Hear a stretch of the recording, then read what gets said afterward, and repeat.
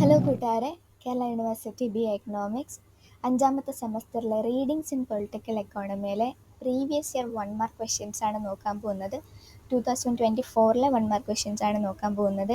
21, 22, 23 ഒക്കെ 1 mark questions വേറൊരു വീഡിയോയിൽ ഞാൻ നേരത്തെ അപ്ലോഡ് ചെയ്തിട്ടുണ്ട്. കാണാത്തവർ ചാനലിൽ പോയി നോക്കുക.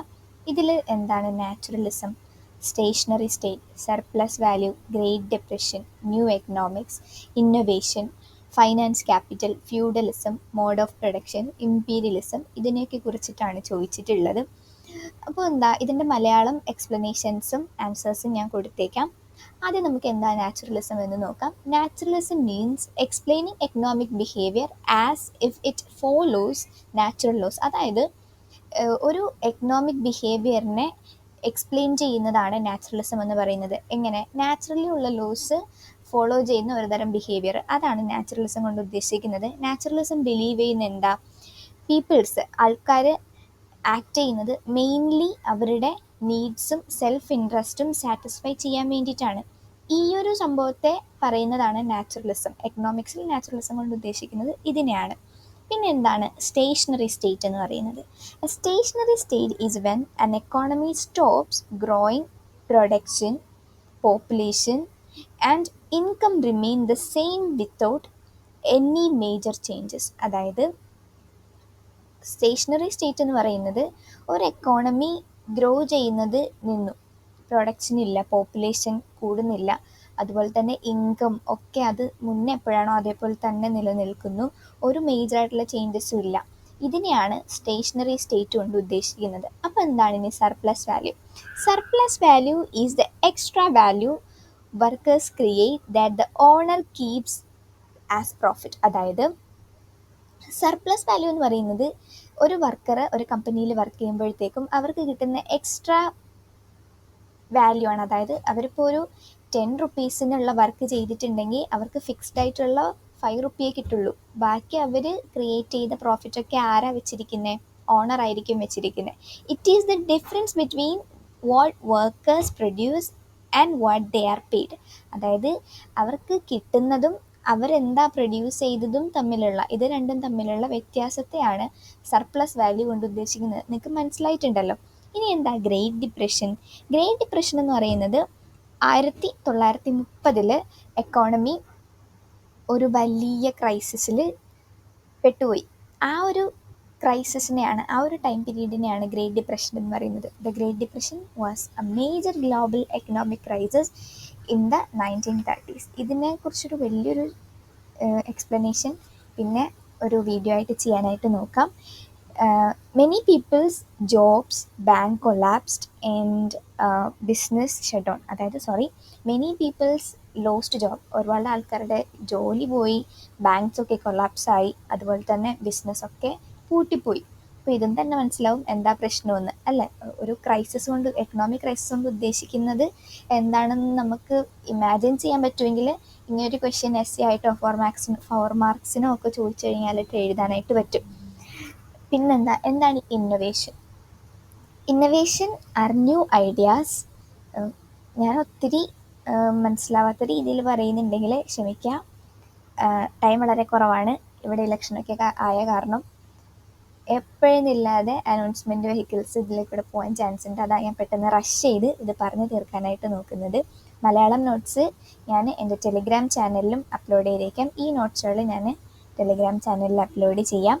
എന്താണ് ഇന്നൊവേഷൻ? ഇന്നൊവേഷൻസ് എന്ന് പറയുമ്പോൾ പുതിയ എന്തെങ്കിലും കൊണ്ടുവരുന്നത്, പുതിയ പ്രോഡക്ട്സോ ഐഡിയാസോ മെത്തേഡ്സോ അതൊക്കെ പുതിയതായിട്ട് കൊണ്ടുവരുന്നതിനെയാണ് ഇന്നൊവേഷൻ എന്ന് പറയുന്നത്. പുതിയ പുതിയ കണ്ടുപിടുത്തങ്ങൾ, പുതിയ ഐഡിയാസ്. ഓക്കെ, നമുക്ക് മനസ്സിലായല്ലോ. They help economies grow and change over time. പുതിയ ഇന്നൊവേഷൻസ് ഉണ്ടാവുമ്പോഴാണല്ലോ എക്കോണമീസ് ഗ്രോ ചെയ്യുന്നതും കാലക്രമേണ ഒരു എക്കോണമി ചേഞ്ച് ആവുന്നതും. ഓക്കെ, അപ്പോൾ ഇന്നൊവേഷൻസ് എന്താണെന്ന് ചോദിച്ചു കഴിഞ്ഞാൽ എഴുതാനായിട്ട് അറിയായിരിക്കുമല്ലോ.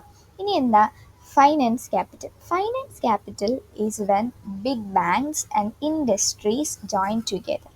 This gives them more power and control over the economy. അതായത് വലിയ വലിയ ബാങ്കുകളും ഇൻഡസ്ട്രീസൊക്കെ ജോയിൻ ടുഗെദർ, ഒരുമിക്കും. അപ്പോൾ എന്തുണ്ടാവും? ഇങ്ങനെ ഒരുമിക്കുന്നതിലൂടെ അവർക്ക് ഒരുപാട് പവർ കിട്ടുകയും അതുപോലെ തന്നെ എക്കോണമി അവർക്ക് കൺട്രോൾ ചെയ്യാനായിട്ടും സാധിക്കും. നിങ്ങൾക്കത് ഇമാജിൻ ചെയ്യാവുന്നതേ ഉള്ളൂ അല്ലേ? ഇനി എന്താണ് feudalism? Feudalism was a system where landowners controlled land and peasants worked for them. അതായത് ലാൻഡ് ഓണേഴ്സ് അവരുടെ ലാൻഡ് കൺട്രോൾ ചെയ്യുകയും പെസൻസുകൾ അവർക്ക് വേണ്ടിയിട്ട് വർക്ക് ചെയ്യുകയും ചെയ്തു. ഇവിടെ എന്താ സംഭവിച്ചത്? പെസൻസ് provided labour or goods in exchange for protection. അതായത് പെസൻസ് ഓണേഴ്സിന് വേണ്ടിയിട്ട് വർക്ക് ചെയ്യുന്നു, ഇല്ലെങ്കിൽ ലാൻഡിൻ്റെ റെൻ്റ് എന്ത് ചെയ്യുന്നു? ഓണേഴ്സിന് പേ ചെയ്യുന്നു. ഇതൊക്കെ തന്നെയാണ് ഫ്യൂഡലിസം കൊണ്ട് ഉദ്ദേശിക്കുന്നത്. ഇനി വേറെന്താ? Mode of production. എന്താണ് mode of production?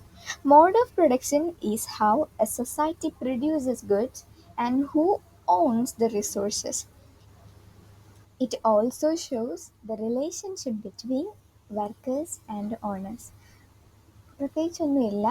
Mode of production എന്ന് പറയുന്നത് ഒരു സൊസൈറ്റി എങ്ങനെയാണ് ഗുഡ്സ് പ്രൊഡ്യൂസ് ചെയ്യുന്നത്, അതുപോലെ തന്നെ ആരാണ് റിസോഴ്സസ് ഓൺ ചെയ്യുന്നത്.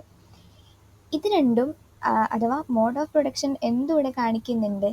Relationship between workers and owners. ഓണേഴ്സിൻ്റെയും വർക്കേഴ്സിൻ്റെയും ഇടയിലുള്ള റിലേഷൻഷിപ്പും മോഡ് ഓഫ് പ്രൊഡക്ഷൻ കാണിക്കുന്നു. ഇനി എന്താണ് ഇമ്പീരിയലിസം?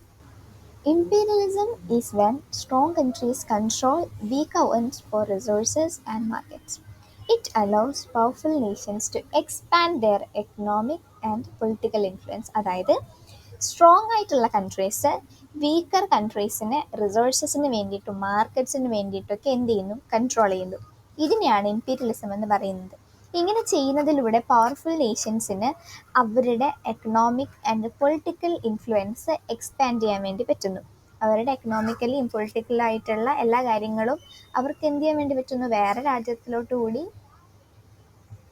എക്സ്പാൻഡ് ചെയ്യാനായിട്ട് സാധിക്കുന്നു. അപ്പോൾ ഇപ്പോൾ തന്നിട്ടുള്ള ഈ 10 ക്വസ്റ്റ്യൻസും 2024 ചോദിച്ചിട്ടുള്ള 1 മാർക്ക് ക്വസ്റ്റ്യൻസ് ആണ്. ഇത് ഞാൻ പറ്റുന്നത്ര സിമ്പിളായിട്ടാണ് ആൻസേഴ്സ് തന്നിട്ടുള്ളത്. നിങ്ങൾക്ക് മനസ്സിലാവാതെ ഉണ്ടെങ്കിൽ മനസ്സിലായിട്ടില്ല എന്നുണ്ടെങ്കിൽ കമൻറ്റ് ചെയ്യുക. എന്തെങ്കിലും ഡൗട്ട്സ് ഉണ്ടെങ്കിൽ ചോദിക്കുക. essay ക്വസ്റ്റ്യൻസ് ഞാൻ അപ്ലോഡ് ചെയ്യാൻ വേണ്ടിയിട്ട് നോക്കാം. പ്രീവിയസ് ഇയറിൽ ചോദിച്ചിട്ടുള്ള റിപ്പീറ്റഡ് ആയിട്ട് ചോദിച്ചിട്ടുള്ള essay ക്വസ്റ്റ്യൻസും 4 മാർക്ക് ക്വസ്റ്റ്യൻസൊക്കെ അപ്ലോഡ് ചെയ്യാനായിട്ട് ഞാൻ ശ്രമിക്കാം. പിന്നെ ഇതിൻ്റെ മലയാളം നോട്ട്സ് 1 മാർക്ക് ക്വസ്റ്റ്യൻസിൻ്റെ മലയാളം നോട്ട്സ് വേണം എന്നുണ്ടെങ്കിൽ എൻ്റെ ടെലിഗ്രാം ചാനലിൽ കയറി നോക്കുക. അതിൽ ഞാൻ അപ്ലോഡ് ചെയ്തിട്ടുണ്ടാവും. 2021, 22, 23 മലയാളം നോട്ട്സ് ഞാൻ വീഡിയോയിൽ തന്നെ കൊടുത്തിട്ടുണ്ട്. പിന്നെന്താ, എന്തെങ്കിലും ഡൗട്ട്സ് ഉണ്ടെങ്കിൽ ചോദിക്കുക. Thank you for watching. Telegram ചാനലിൻ്റെ ലിങ്ക് ഡിസ്ക്രിപ്ഷനിൽ കൊടുത്തിരിക്കാം. അതുപോലെ തന്നെ ഇതിന് മുന്നേ അപ്ലോഡ് ചെയ്തിട്ടുള്ള വീഡിയോസൊക്കെ മറക്കാതെ നോക്കുക, സപ്പോർട്ട് ചെയ്യുക, സബ്സ്ക്രൈബ് ചെയ്യുക. ഇഷ്ടപ്പെട്ടിട്ടുണ്ടെങ്കിൽ, പറയുന്നത് മനസ്സിലാവുന്നുണ്ടെങ്കിൽ എന്ത് ചെയ്യുക? ലൈക്ക് ചെയ്യുക. നിങ്ങൾക്ക് അഭിപ്രായങ്ങൾ എന്തെങ്കിലും ഉണ്ടെങ്കിൽ കമൻസിലൂടെ അറിയിക്കുക. Thank you so much.